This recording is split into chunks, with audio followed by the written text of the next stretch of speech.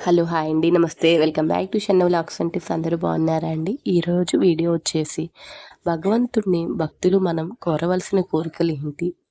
భగవంతుడు భక్తుల పాలిటి కల్పవృక్షం, కామధేనువు, కోరిన వరాలిచ్చే కొంగు బంగారం. అలాంటి భగవంతుని అడగకుండా తుచ్చమైన, ప్రపంచికమైన, అశాశ్వతమైన కోరికలు కోరుకోవడం దురదృష్టం.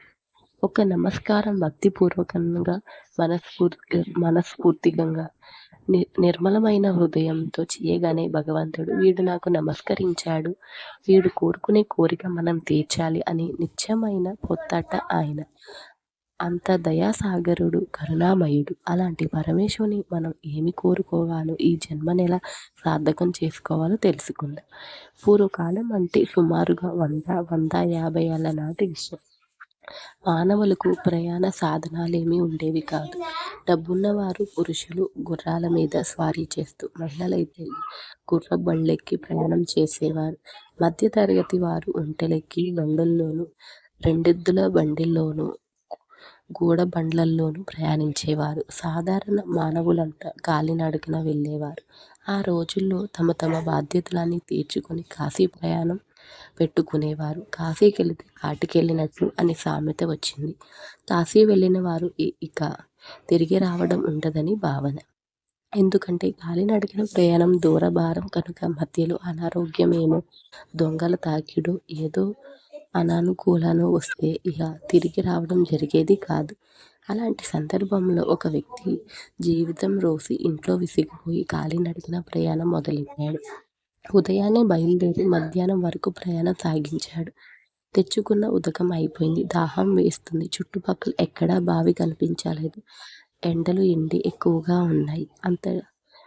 అతడికి అసాయంలో అతడి అదృష్టమని ఒక పెద్ద వృక్షమైతే దట్టమైన కొమ్మలతో కనిపించింది. హాయిగా దాని కింద విశ్రమించాడు. దాహం భరించలేక అతడు, ఇప్పుడు నాకు చల్లని పాయసం లభిస్తే ఎంత బాగుంటుంది అని అనుకుంటూ కళ్ళు మూసుకొని ఆలోచిస్తూ కొద్ది క్షణాలయ్యాక కళ్ళు తెరిచాడు. అక్కడ అతడికి తలతల మెరుస్తున్న ఒక రాగి మరచెంబులో కనిపించింది. వెంటనే దాని మూత తీసి చూడగా స్వచ్ఛమైన చల్లని నీరు నిండుగా దానిలో ఉంది. హాయిగా త్రాగాడు. ముఖ ప్రక్షాళనం చేసుకొని సేద తీరాడు. దాహం తీరి అలసట తీరాక అప్పుడు గుర్తుకొచ్చింది ఆకలి దంచేస్తున్నట్లు. చెట్లు అనుకొని కళ్ళు మూసుకొని విశ్రాంతిగా కొద్ది సమయం ఉంది. ఇక ఆకలి భరించలేక ఈ పాయసం వచ్చినట్లే మంచి ఆహారం లభిస్తే ఎంత బాగుంటుంది అనుకున్నాడు. కొద్దిసేపటికి కళ్ళు తెరిచి చూడగానే అక్కడ ఒక భోజనం పీట మీద విశాలమైన పచ్చని అరిటాకులు, వివిధ రకాల భోజన పదార్థాలు, తీపి వస్తువులతో సహా వడ్డించి ఉండడం చూసి, ఆహా! ఎవరో పుణ్యాత్ములు నా ఆకలి గ్రహించి ఆహారం ఉంచిపోయారు అని భావించి హాయిగా కడుపారా అన్నీ తిన్నాడు. అన్నదాత సుఖీభవ అని కూడా చెప్పుకున్నాడు. కమ్మని భోజనం, తీపి వంటకాలతో సహా కడుపు నిండా తినగానే అతడికి ఆయాసం వచ్చింది. కొద్దిసేపు విశ్రమించి ఆ తర్వాత ప్రయాణం సాగించవచ్చు. అయితే ఇక్కడ పవలించలు ఏమీ లేవు. ఒక మంచం, మెత్తని పరుపు, తలగడాలతో సహా ఉంటే ఎంత హాయిగా నిద్రించవచ్చు అనుకున్నాడట. వెంటనే అతడు కోరిన విధంగా మంచం, పరుపు వచ్చేశాయి. దాంతో మహదానంగా ఆనందపోయి అక్కడ పడుకున్నాడు. అబ్బా! ఉదయం నుంచి కనీసం 6 గంటలు, సుమారుగా 20 మైళ్ళు నడిచాను. కాళ్ళు పీకుతున్నాయి. ఎవరైనా వచ్చి నా భార్య కాళ్ళు ఒత్తినట్టు ఎవరైనా ఒత్తితే ఎంత బాగుంటుందో కదా! హాయిగా నిద్రించి కాళ్ళు మూసుకొని పడుకోవచ్చు అనుకున్నాడు. వెంటనే అక్కడ ఒక మహిళ వచ్చి కాళ్ళు వైపు కూర్చొని కాళ్ళు మెల్లిగా ఒత్తింది. కళ్ళు తెరిచి చూసి, ఇదేంటి, నా భార్య ఇక్కడికి ఎలా వచ్చింది? ఇదేం బ్రహ్మరాక్షసి కాదు కదా! నా గొంతు నిలిమి చంపేయదు కదా అనుకున్నది. వెంటనే ఆ మహిళ బ్రహ్మరాక్షసిగా మారి అతడి గొంతు నులిమి చంపేసిందిట. అతను కూర్చున్న వృక్షం కల్పవృక్షం. ఏమి కోరితే అదంతా ఇచ్చేస్తుంది. మనం కల్పవృక్షం వంటి భగవంతుణ్ణి ఇలా అనవసరమైన, వ్యర్థమైన కోరికలు కోరుకుంటూ ఆయన మనకిచ్చిన అవకాశాన్ని వృధా చేసుకుంటున్నాం. మన జీవితాలు, మనస్వాతలు వృధాపరుచుకుంటూ దుర్వినియోగము, ఇంకా దుఃఖాన్నే ఉన్నాం. దుఃఖాన్ని బాపే దైవం మన ముందున్న ఆయన్ని ఏమి కోరాలో మనకు తెలియడం లేదు. ఇదే దీనికి ఒక పెద్ద ఉదాహరణ. పూర్వం ఒక మహారాజుకు 4 భార్యలు ఉండేవారు. త్రిగుణల వంటి 3 భార్యలతోనే దశరథుడు మహావీరుడయ్యి పుత్రశోకంతో అసువులు బాశాడు. ఇక 4 భార్యలు ఈ మహారాజు ఎలాగో చాకచక్యంగా జీవనం సాగిస్తున్నాడు. ఒకానొక సందర్భంలో ఆయన సముద్రానికి ఆవల దూర తీరాన ఉన్న ఒక రాజ్యానికి ఆయన మిత్రులను కలవను వెళ్లాల్సి వచ్చింది. సుమారుగా 3 మాసాలు రాజ్యాన్ని, ప్రియమైన 4 భార్యలను వదిలి ఉండాల్సి రావటం ఆయనకు బాధగానే ఉంది. పాపం బయలుదేరే ముందు మంత్రులకు రాజ్య బాధ్యతలన్నీ అప్పగించి పట్టపురానికి రాజ్య వ్యవహారాలు చూసుకోమని చెప్పాడు. 4 భార్యలను వారి వారి కోరికలు తెలుసుకుందామని వచ్చేటప్పుడు అక్కడ వారి కోరికల ప్రకారం కోరినది తేవచ్చని భావించి ముందుగా ముద్దుల భార్య 4వ భార్య దగ్గరికి వెళ్ళి, ప్రియా, నేను కొద్ది మాసాలు నీకు దూరముగా ఉన్నాను కదా, నీకు ఆ దేహం నుంచి దేశం నుంచి ఏమి కావాలో చెప్పు, నీకు కోరినవి తెస్తాను అన్నాడు. దానికామె, మహారాజా, అక్కడ ఏమేమి కొత్త వస్తువులు లభ్యమవుతాయి అని అడిగింది. దానికి మహారాజు, అక్కడ బంగారు కాసులుంటాయి అని విన్నాను, బంగారు నగలు బాగా లభ్యం కావచ్చు అన్నాడు. వెంటనే ఆ 4వ భార్య, అయితే ప్రభు, నాకు 7 వారాల కొత్త నగలు, నాణ్యమైనవి, కొత్త నమూనాల్లోవి అందమైనవి అండి అని కోరింది.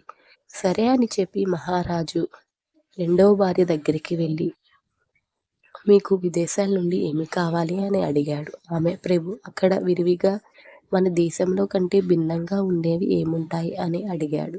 దానికి మహారాజు తెలివైన వాడు కనుక ఈమెకు బంగారం గురించి చెప్తే మళ్ళా పేచీలు వస్తాయని భావించి, రాణి, అక్కడ మంచి పత్తి పండుతుందని, నాణ్యమైన నేత నేసేవారున్నారని విన్నాం అనగానే ఆమె, ప్రభు, నాకు వింత వింత రంగుల మెత్తని నాణ్యమైన చీరలు తండి, మన రాజ్యంలో ఎవరు అలాంటివి చూసి కూడా ఉండకూడదు అని కోరిందట.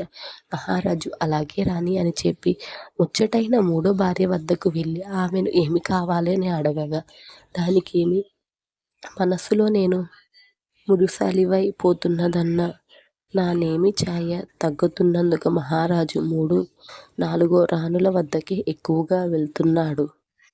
అందుకని నా అందం పెరిగేలా, నా వెన్నె తగ్గకుండా ఉండేలా ఏదైనా కోరాలని అనుకొని, మహారాజా, ఇక్కడ లభించినవన్నీ అక్కడ మాత్రమే లభించేవి, ఏవైనా నూతనమైనవి అక్కడ ఉన్నాయా అని అడిగింది. దానికి తెలివైన మహారాజు వారిద్దరికీ చెప్పినవి కాక, ఆ దేశంలో చక్కని అరణ్యాలున్నాయని, అక్కడ మంచి సువాసన భరితమైన వనమూలికలు లభిస్తాయని, అందాన్ని పెంచేవి, శరీర పటుత్వాన్ని తగ్గకుండా చేసేవి ఉన్నాయని విన్నాం రాణి అన్నాడు. వెంటనే 2వ భార్య, ప్రభు, అయితే నాకు అలాంటి మంచి మూలికలు, శరీర పటుత్వాన్ని తగ్గించకుండా ఉండేవి, సువాసన భరితమైనవి దండిగా తాండి అంది. దానికి అంగీకరించి మహారాజు, అలాగే రాణి, తప్పకుండా తెస్తాను అని చెప్పాడు. మొదటి భార్య పట్టపురాణి అయిన ప్రథమ కలత్రం వద్దకెళ్ళి, దేవి, విదేశాల నుంచి నీకేం కావాలి? 3 మాసాలు రాజ్యాన్ని మేము వదిలి వెళ్తున్నాము కదా, మీ కోరిక చెప్తే మీకవి ఎంత కష్టమైనా సరే తెస్తాను అని చెప్పాడు. దానికి ఆ పట్టపురాణి, మహాప్రభు, మీరే నా సర్వస్వమని భావిస్తున్నాను. అది మీకు తెలుసు కదా, మీరు సుఖంగా, ఆరోగ్యంగా, క్షేమంగా రండి, నాకు అదే చాలు. మరి మీ కోరికలు నాకు లేవు, మీరు శుభంగా తిరిగి రావటమే నా కోరిక అని చెప్పిందట. మహారాజు ప్రయాణమై వెళ్ళాడు. 3 మాసాలు గడిచిపోయాయి. రాణులంతా వారు వారి కోరికలు, వస్తువుల కోసం మహారాజు ఎప్పుడప్పుడు తెచ్చి ఇస్తాడని ఎదురుచూస్తున్నారు.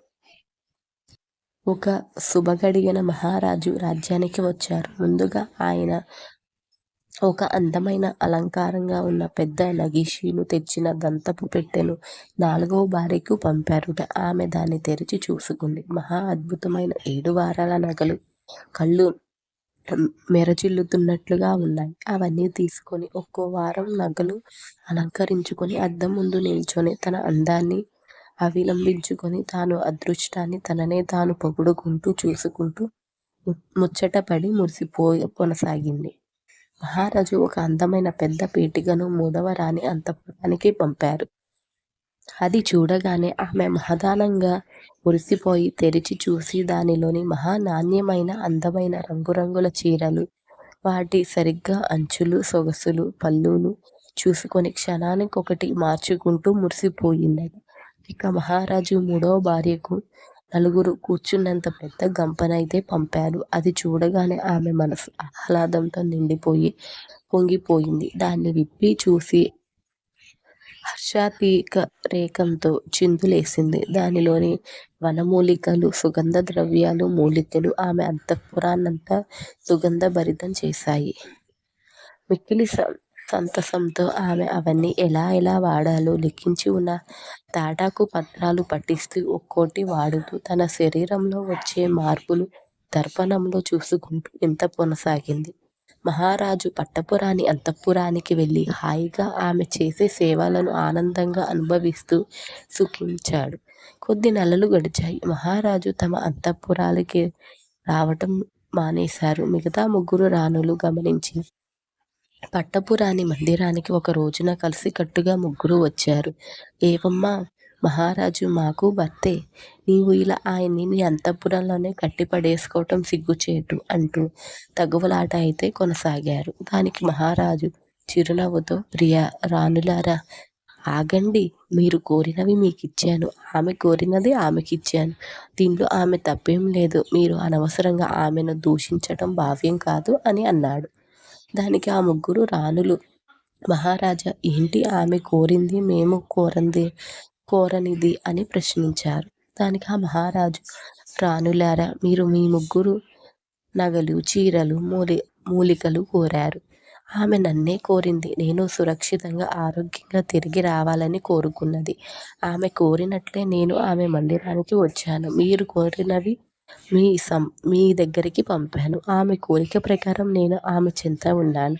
దీనిలో ఆమె తప్పేముంది అన్నాడు. దానికి ముగ్గురు రాణులు తమ తప్పిదం తెలుసుకొని తలలు వంచుకొని వెళ్ళారట. అసలు కథ ఇదండి. మనం చేసే తప్పు ఒప్పు కోరవలసినవి కోరుతున్నాం భగవంతుణ్ణి మనం. అసలు కోరవలసిన పనులు మాత్రం కోరరు. అందుకే ఆయన తరువుల కామధేనువుల కోరినవన్నీ ఇస్తూనే ఉన్నాడు. మనం కోరుతూనే ఉన్నాం. ఏం కోరుతున్నాం? కల్పవృక్షాన్ని, కాఫీ పొడి కోరుతున్నాం. ఇదా మనం కోరాల్సిందే? క్షణభంగురము అస్వాస్థముగా అయిన కోరికలతో మనల్ని మనమే మోసం చేసుకుంటున్నాం. మనసునే మనం తెలుసుకోలేకపోతున్నాం. జీవన సాఫల్యం మాత్రం మిగిలిపోతూనే ఉంది. జన్మరాహిత్యం మాత్రం మనం కోరడం లేదు కనుక ఆయన ఇవ్వడం లేదు. ఇక నేను అటువైపు మనసును మరలిద్దామా? కోరవలసినదే బహుదానంగా భగవంతుణ్ణి మనసుతో భక్తి శ్రద్ధలతో కోరుకుంటే ఆయన తూచా వాచకుండా మన కోరికల్ని ఆయన తీరుస్తారు. ఇదండి ఈరోజు భగవంతుణ్ణి అసలు భక్తులు మనము కోరవలసిన కోరికలు. ఈ వీడియో కనుక మీకు ఇన్ఫర్మేటివ్గా అనిపిస్తే ఒక లైక్ చేయండి. షన్ను వ్లాగ్స్ అండ్ టిప్స్ అనే ఛానల్ని ఎంకరేజ్ చేయండి, సపోర్ట్ చేయండి. Thank you for watching. నమస్తే.